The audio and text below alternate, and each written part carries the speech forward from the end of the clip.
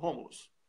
Wellington, eu estava ouvindo atentamente o que você estava falando, e aí eu lembrei daquela frase que eu sempre repito aqui: a Globo é o diário oficial do golpe. E a gente vê a concretização até nesse caso. Por quê? Foi na Globo que saiu a notícia de que tinha sido caçada liminar para poder entregar o pré-sal. Lembra disso? Depois, foi na Globo que eles responderam à entrevista que o irmão do reitor Canceller deu aqui na segunda-feira. O reitor Canceller se insurgiu e revelou aqui o fato gravíssimo de que estava havendo aquela transferência, aquela promoção da delegada Macarena, né, ao algoz do Canceller, do reitor Canceller, lá para Sergipe, e ele falou, mas como isso? Se me foi dito pelo ministro da Justiça que estava havendo uma sindicância. Quem está sob sindicância não pode ser promovido. E aí, no dia seguinte, o que faz o Diário Oficial do Golpe? Sai uma notinha lá no veículo das organizações Globo, falando que não é bem assim, a ideia é sim mandá-la para Sergipe, promovida, mas que está aguardando o resultado da sindicância. Mentira, não tinha sindicância nenhuma. É evidente que eles falaram isso como resposta ao absurdo que o irmão do reitor Canceller revelou aqui no programa. Então, a Globo é o Diário Oficial do Golpe, sempre assim, sempre será. E ontem, da mesma forma, é importante notar, Wellington, a gente conversava no Cafeína sobre essa questão da UFMG. Você sabe o que não aconteceu, Wellington? Você sabe o que não aconteceu ontem, Wellington? O Jornal Nacional não deu o espalhafato que eles esperavam. Quando aconteceu na Universidade Federal de Santa Catarina com o reitor Canceller, eles fizeram aquele padrão global de cobertura lavajatesca. Ontem não saiu uma linha, para a grande frustração dos meganhos. Os meganhos queriam aparecer. E por que a Globo fez isso? A Globo parou de apoiar? Não. Porque a Globo sabe que as pessoas já se ligaram. A morte do reitor Canceller, que é um mártir da democracia brasileira, foi o ponto de inflexão. Isso chocou todo mundo. Todo mundo se chocou com essa história. A gente não vai tolerar mais. Foi a conversa ontem em Brasília, foi isso. A Globo sabe que se comprasse essa história, fizesse isso, ela ia comprar grandes adversários em Brasília, porque isso vai da direita à esquerda, vai de ministros de tribunais superiores. O reitor Canceller é uma pessoa respeitadíssima na comunidade jurídica. É como eu falei, é terrível falar isso, mas assim, quase que a gente vai ficar em dívida, não digo agradecido, mas em dívida perpétua pelo sacrifício do reitor Canceller, porque foi necessário essa tragédia individual para que a coletividade acordasse e saísse do estado de choque com que ela observava o avanço da meganhagem. Então, a Globo, que é a patrona que inventou a meganhagem, ontem já deu um passo atrás e não noticiou o que aconteceu no FMG. Fala, Wellington. Um grande abraço aí para o Leonardo Artucci, do Brasil 247, que está assistindo a gente. Eu quero dizer que antes do reitor Canceller, nós tivemos aí a morte de Dona Marisa. Olha, Dona Marisa, esposa de Lula, foi a primeira vítima da Globo e Lava Jato. Então, eu defendo a Lei Canceller. Nós temos aqui um dia, que é a segunda-feira, que falamos sobre a importância da Lei Canceller e trazemos sempre especialistas da área do direito e também do universo acadêmico para falar sobre o assunto. Mas Dona Marisa também não pode ser esquecida. Dona Marisa é vítima da perseguição canalha da Globo, é vítima da perseguição canalha até hoje, depois de morta, vítima da perseguição canalha deste canalha chamado Sérgio Moro. Sérgio Moro, que é criminoso, praticou crime lesa-pátria quando vazou áudio. Segundo as leis, ele não poderia fazer isso, então ele é criminoso. E é réu confesso, porque disse que não se arrepende. Criminoso, réu confesso.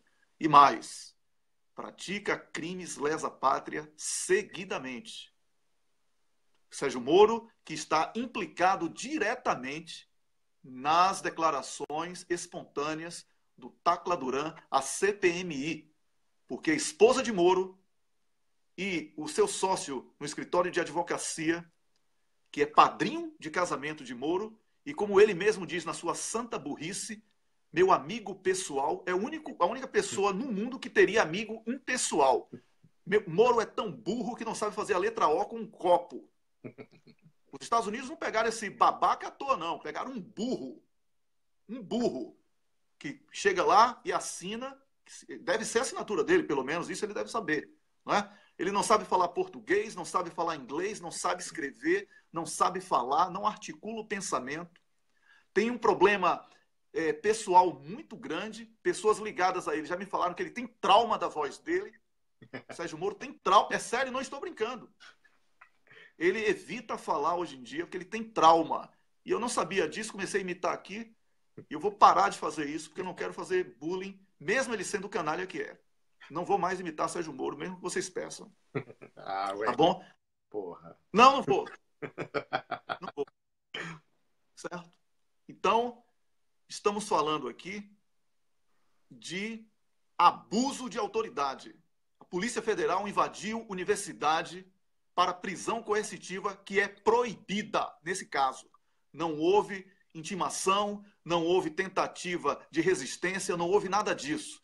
Quem hoje aplaude prisão coercitiva pode ser vítima amanhã. Eu vou repetir: neganhas, togados não recebem votos.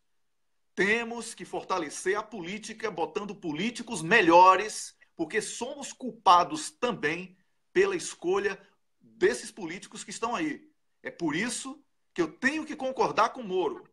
Temos que escolher melhor os políticos, mas não o que ele quer que escolha, o que abafa, o que promove a meganhagem, mas aquele que combate a meganhagem e aquele que luta pela transparência. Transparência que nós não temos neste desgoverno que está aí no Brasil. Rômulus. Wellington, você fez uma lembrança importantíssima, que a primeira vítima fatal foi Dona Marisa Letícia, mas você sabe, Wellington, que ela poderia ter sido vítima até antes, porque aquele procurador Carlos Fernando teve a audácia de vir a público falar que ele queria ter feito condução coercitiva com ela também. O que o Lula sofreu, ele queria ter feito com a Dona Marisa, que era uma pessoa mais frágil e poderia ter tido aquele acidente vascular cerebral naquela data. Você imagina a tragédia que seria. O presidente Lula sendo levado e a mulher dele tendo um AVC.